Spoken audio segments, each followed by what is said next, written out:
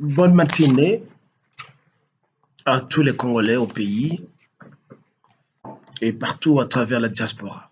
Bonne matinée à cette partie du monde où le soleil se lève déjà. Et bonsoir, bonne nuit à cette partie du monde où le soleil se couche. Je voudrais m'adresser un peu à mes compatriotes congolais, surtout à ces nombreux chroniqueurs politiques médiocres qui bombardent les réseaux sociaux avec des déclarations ô combien fanatiques afin de pouvoir redorer l'image de leur président que nous appelons Félix Tshilombo. Les psychologues parlent souvent d'une maladie psychologique, l'amnésie. Ça signifie la perte de la mémoire.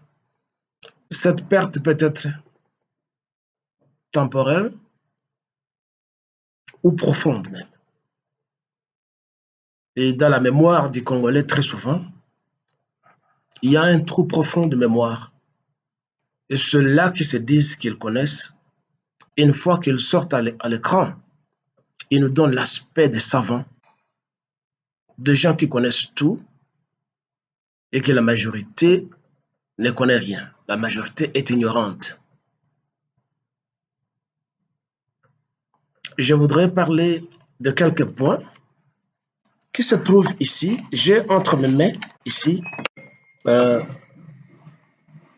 la Constitution de la République démocratique du Congo, que les critiques aussi qualifient de la charte d'occupation. Mais dans cette Constitution, il y a quelques articles qui sont très beaux et très bons.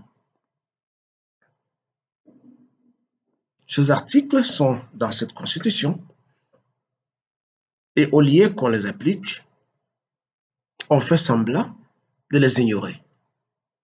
Et chaque fois quand quelqu'un vient au pouvoir, on abasourdit les oreilles de qui veulent l'entendre et le voir. Des notions de droit, de politique, d'économie et de je ne sais quoi.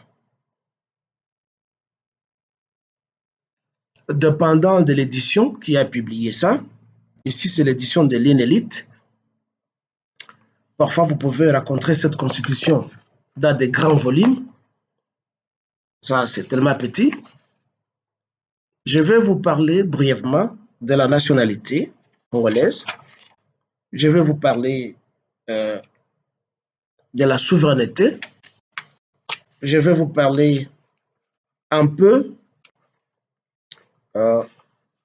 de la gratuité de l'enseignement.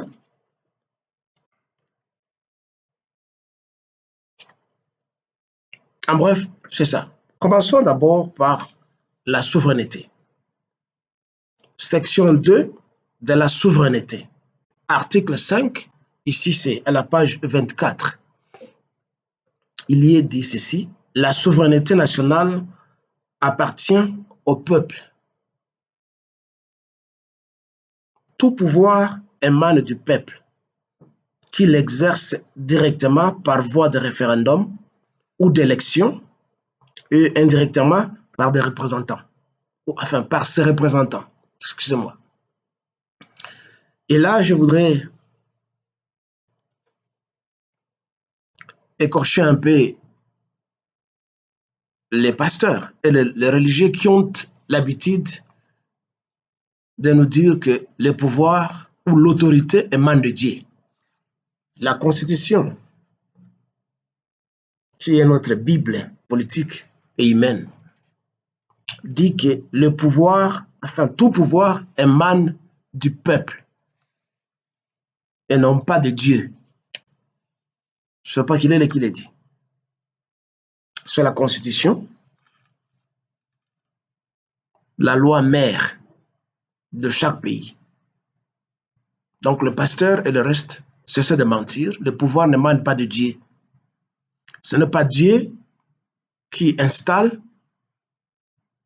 des dictateurs au monde, dans nombreux pays, pour faire souffrir leurs concitoyens. Si c'est ce Dieu qui donne cette autorité, alors il est un faux Dieu et il ne mérite pas de louanges ni des adorations. Je vous emmène au chapitre 2, intitulé « De la nationalité ». L'article 10, sous ce chapitre. Il est dit: la nationalité congolaise est une et exclusive. Elle ne peut être détenue concurremment avec aucune autre.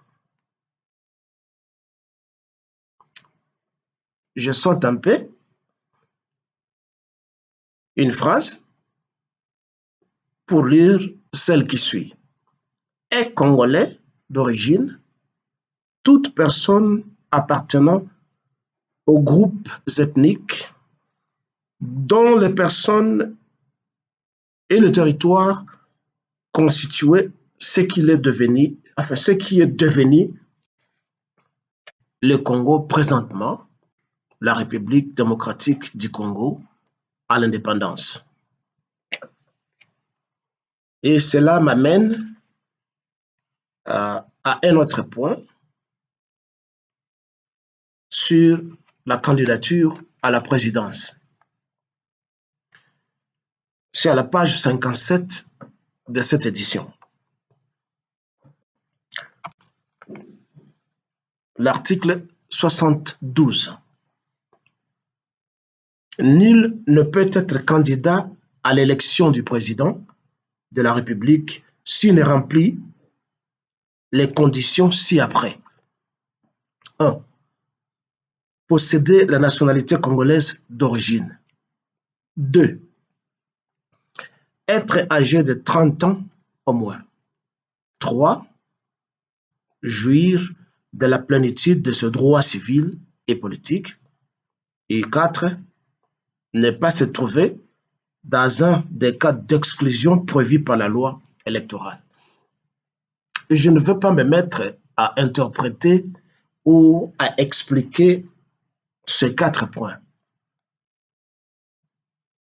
Mais en lisant ces 2 articles, je voudrais seulement m'adresser à ces chroniqueurs politiques, fanatiques, qui nous abasourdissent les oreilles aujourd'hui de ce qu'ils veulent appeler, ou ce qu'ils appellent déjà, la loi Noël Tchani. Eh bien, il n'y a rien de nouveau dans ce que Noël Tchani dit, bien que ce qu'il dit, nous le soutenons. Et il n'est pas le premier à le dire parce que tout est prévu dans la Constitution. La Constitution est claire. Alors, nous parler de la guerre entre Noël Tchani et Moïse Katumbi, c'est de la distraction tout court. Parce que tout est prévu dans la Constitution. Et si Moïse Katumbi ambitionne de devenir candidat à la présidence ou être président, c'est parce qu'il sait qu'il n'y a pas un leadership honnête et patriotique. Il sait ça. S'il savait que la loi était pratiquée et le droit administré au Congo comme il est prévu dans des livres de droit, et je pense que Moïse Katumbi et d'autres chauves-souris comme lui se retireraient dans leur coin et vivraient mieux avec ce qu'ils font. Le commerce, sans doute, ou autre chose. Mais c'est parce que Katumbi sait que Félix et Noël Tchani ne peuvent lui reprocher de rien. Ainsi, il se permet de faire ce qu'il fait.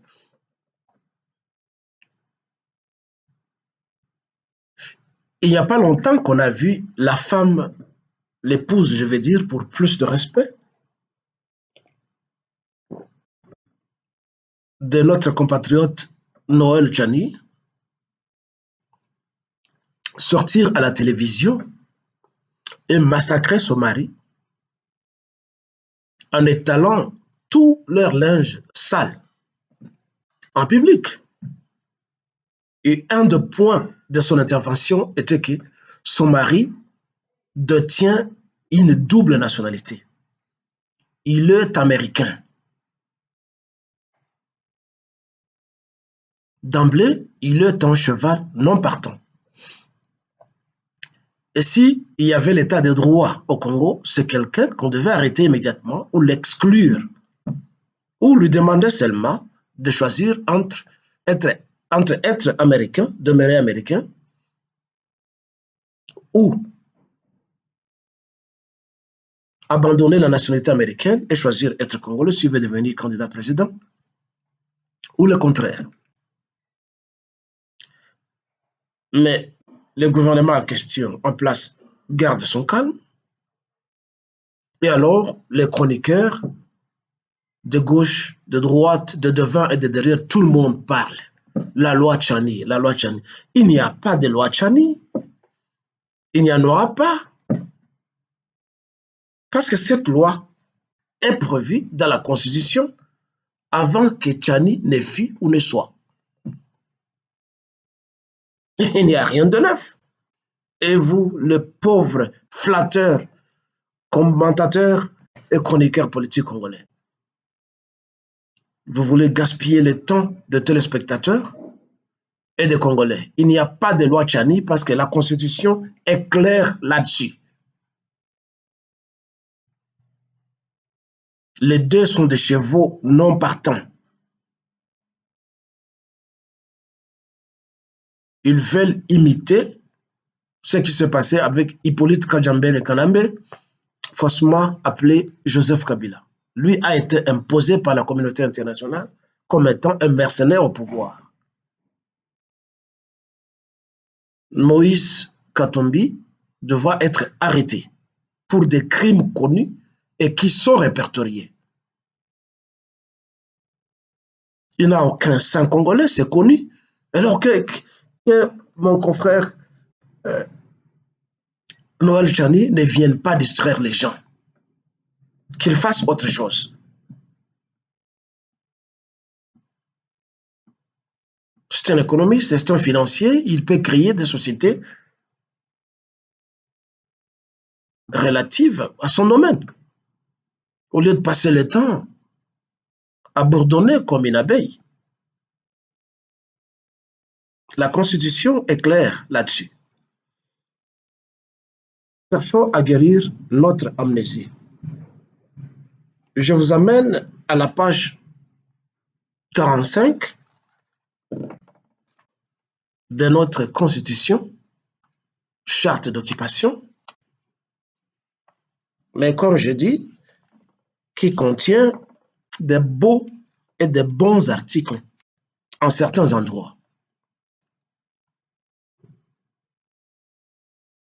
L'article 45 sur l'enseignement. Il est dit, l'enseignement est libre. Il est toutefois soumis à la surveillance du pouvoir public dans les conditions fixées par la loi. Cela signifie qu'à part l'enseignement public autorise aussi l'enseignement privé. Les deux, public et privé, doivent être soumis à la surveillance du pouvoir public. Alors, à un certain moment de sa prise du pouvoir, Félix et ses cigales qui chantent à chaque saison ont commencé à chanter la gratuité de l'enseignement. la gratuité de l'enseignement. Vous voyez ce que Félix fait, la gratuité de l'enseignement. Mais ce n'est pas une idée nouvelle. L'article 45 de la Constitution prévoit la gratuité de l'enseignement. Donc, ce n'est pas une innovation de M. Félix Tshilombo. Ce qui a manqué, c'est la praticabilité de ce qui a été prévu. Et c'est ce qui fait défaut dans nombreux États, dans nombreux gouvernements africains. On ne pratique pas ce qu'on prêche. On est tellement savant en parlant, en élaborant des lois, qu'on ne pratique pas. Donc, votre Félix, dont vous défendez l'image, vous êtes de très bons peintres, n'a rien apporté de nouveau au Congo, ni au monde, pendant ces 3 années qu'il est au pouvoir. Tout a été prévu. Nous souffrons seulement de l'amnésie.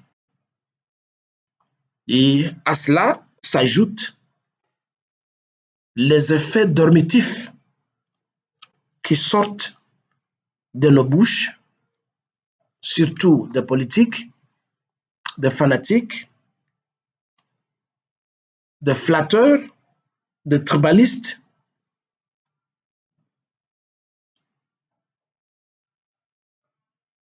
et de nombreux malheureux, je veux dire, qui sont mal positionnés socialement et politiquement.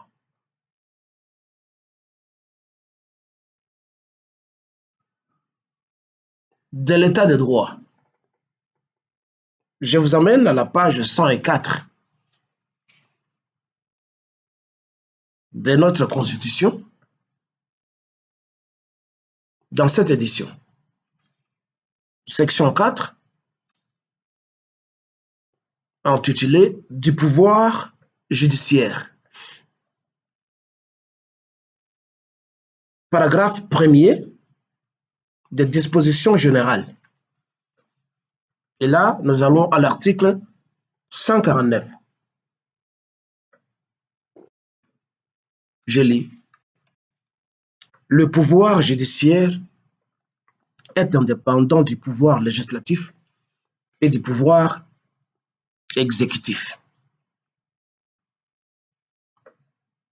Je saute un paragraphe et je lis. La justice est rendue sur l'ensemble du territoire national au nom du peuple, etc. Je ferme ce petit manuel pour vous dire que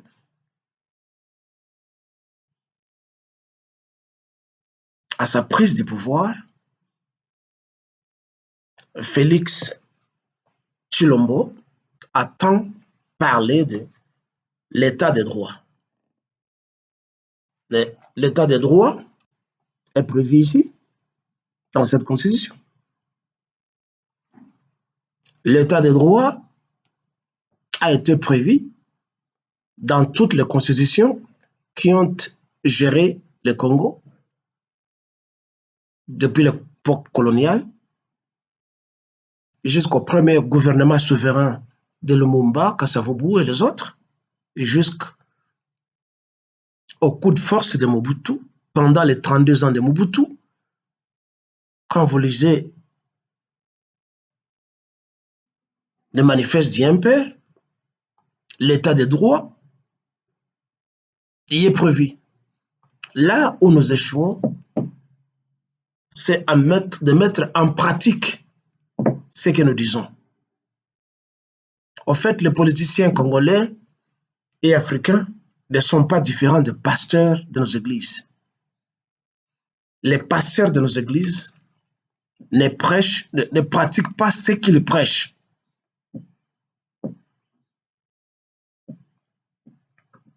Ils vous disent, ne prenez pas de l'alcool. Mais nous rencontrons nombreux qui sont dessous là.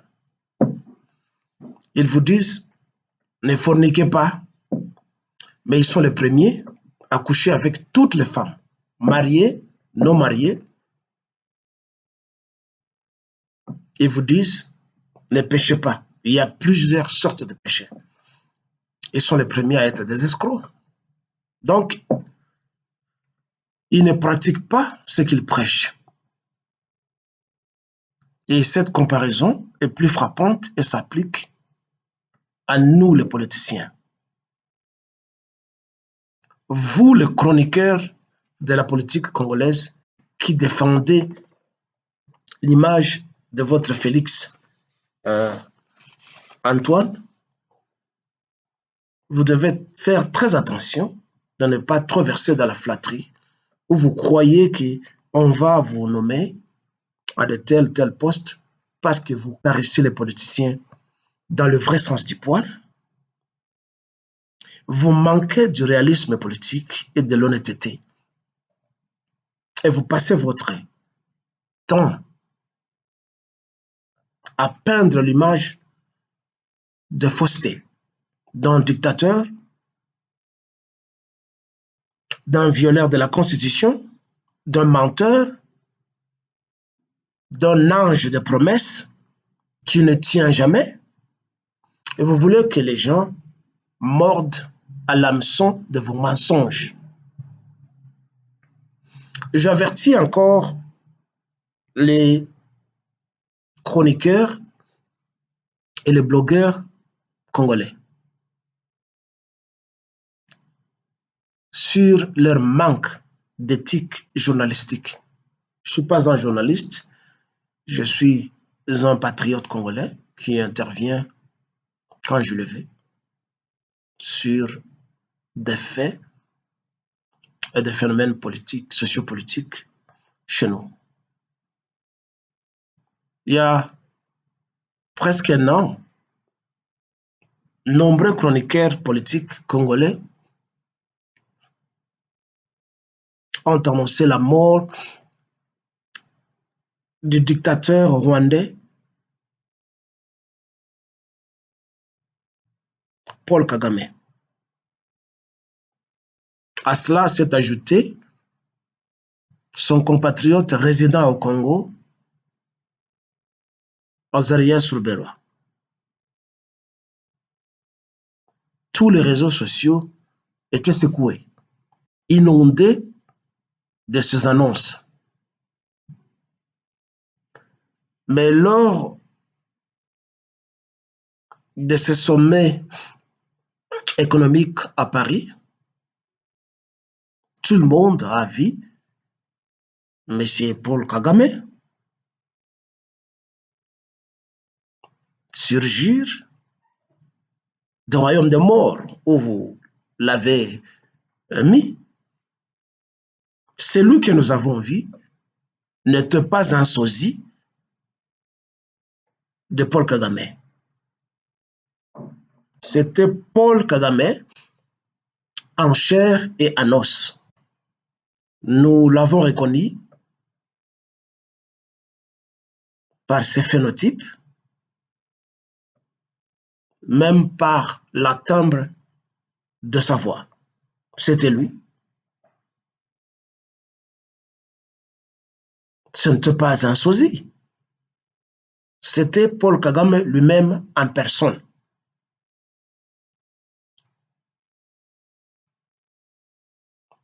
Mais vous l'avez pris pour mort depuis peut-être le mois de mai ou de février de l'année passée. Il en est de même avec Azarias Ruberwa Manywa, qui était votre ministre de la décentralisation territoriale. Mais il est en vie. Mais vous, les chroniqueurs congolais, vous n'avez pas d'éthique, vous n'avez pas de morale pour continuer à mentir. Vous ne vous excusez pas auprès des téléspectateurs, des gens dont vous gaspillez le temps avec le mensonge. Mais avant de mettre une information, vous devez la vérifier. Je pense que ça fait partie des obligations d'un journaliste. Nombreux parmi vous se targuent du titre de journaliste d'investigation. On ne sait pas c'est dans quelle faculté, dans quelle université où se trouve la faculté de journaliste d'investigation.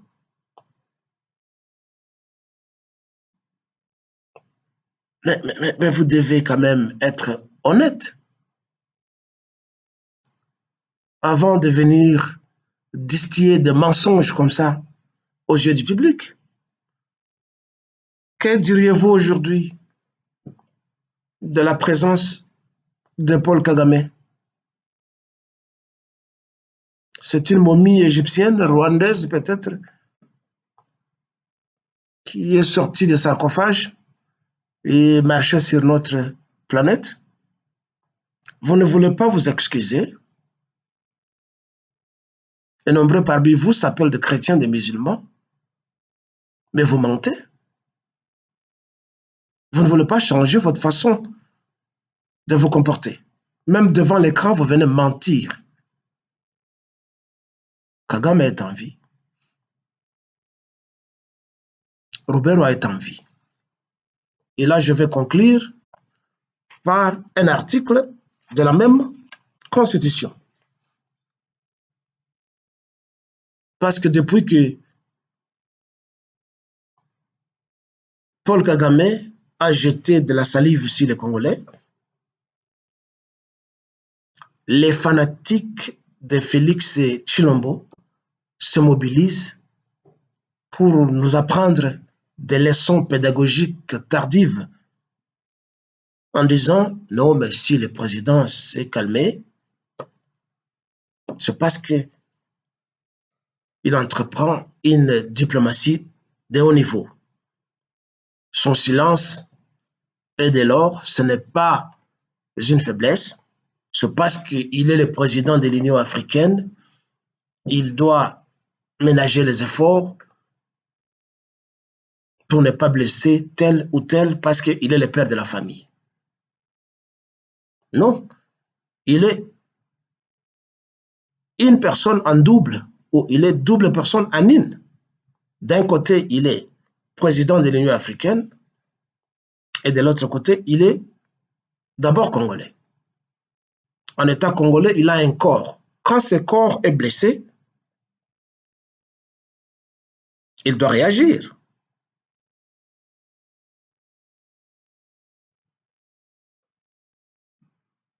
L'artiste congolais Koffi Olomide, dans une de ses chansons, avait dit « Pasi ya moke ezalaka te ». Il n'y a pas de petite souffrance, ni de petite douleur. Une douleur, c'est une douleur. Celui qui te pique avec une aiguille te fait mal au même titre que celui qui te coupe avec ou qui te blesse avec une machette. C'est la même chose. C'est ce même corps qui sent la douleur. Et s'il n'a pas réagi, ou comme il a réagi tardivement, indolemment, avec tout respect vis-à-vis de son maître, il ne pouvait pas attendre. Il devait mobiliser toute la presse congolaise. Ça devait être la voix du gouvernement.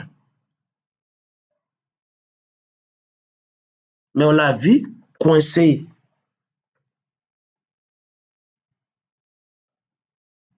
sur un fauteuil, en train de chanter des mélodies langoureuses à son maître Paul Kagame. Ce n'est pas une diplomatie, ça. Le Congo est blessé. Il devait réagir. Lui que vous appelez le commandant suprême des armées, il ne l'est pas. L'article 64 de la Constitution dit ceci. tout Congolais a le devoir de faire échec à tout individu ou groupe d'individus qui prend le pouvoir par la force ou qui l'exerce en violation des dispositions de la présente Constitution. L'aventure des Rwandais chez nous, c'est une prise de pouvoir d'une manière illégale. Bien que nous sachions que lui-même a pris le pouvoir d'une manière illégale, il incombe à nous les Congolais aussi d'appliquer ce même article 64, à le déboulonner de ce siège parce qu'il est usurpateur et imposteur au même titre que Hippolyte Kajambere Kanambe et le sanguinaire rwandais Paul Kagame.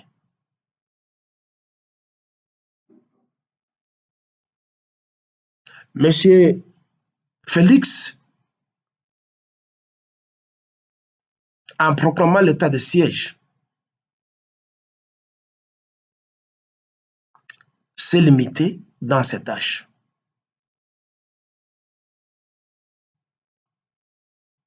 Ça, c'est un. De deux,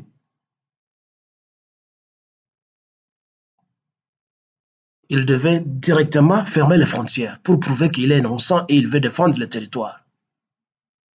Et de trois, il devait proclamer la guerre.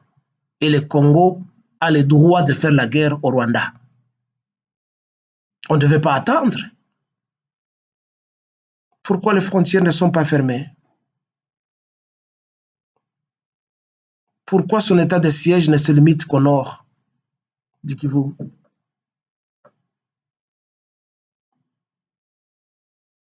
Pourquoi il doit continuer à appeler